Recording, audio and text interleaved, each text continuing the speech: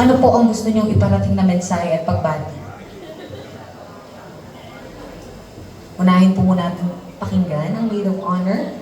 Mga kaibigan, let's hear it from Miss Jessa May Pontesor.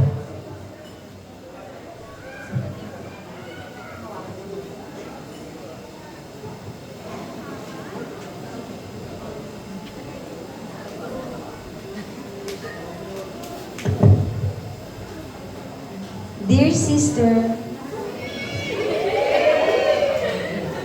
I want you to know that you are loved and appreciated more than you can imagine.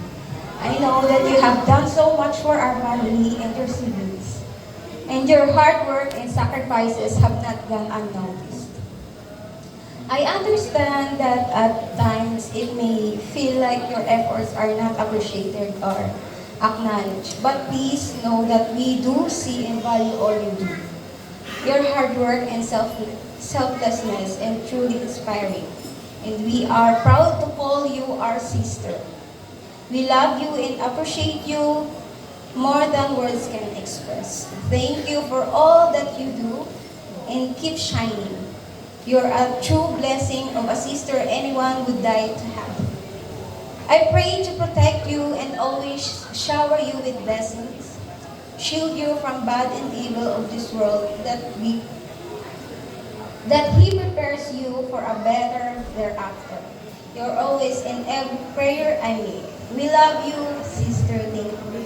Oh, that's so sweet. Palakpakan po natin the Maid of Honor and the sister of the bride, Miss Jessa May Pontesor.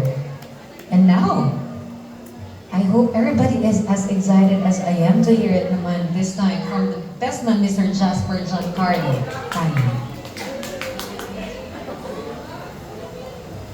Hello. So, magandang hapon po sa inyo lahat. So, ako nga po pala si Jasper, pinsan po ni Kuya Alice. So, masaya po ako na ako po yung piniling best man po ni Kuya. Una po sa lahat, gusto ko lang pong batiin sila Kuya Alice at si Ate Judy po na congrats po.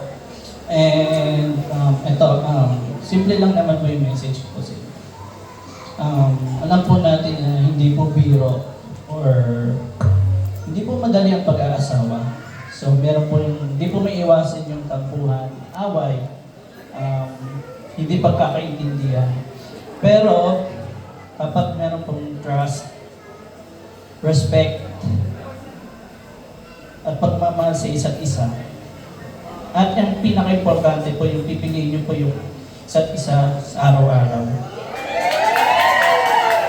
Kahit gaano po kahirap, so kaya nyo po yung lagpasan. So yun lang po. Thank you. Maraming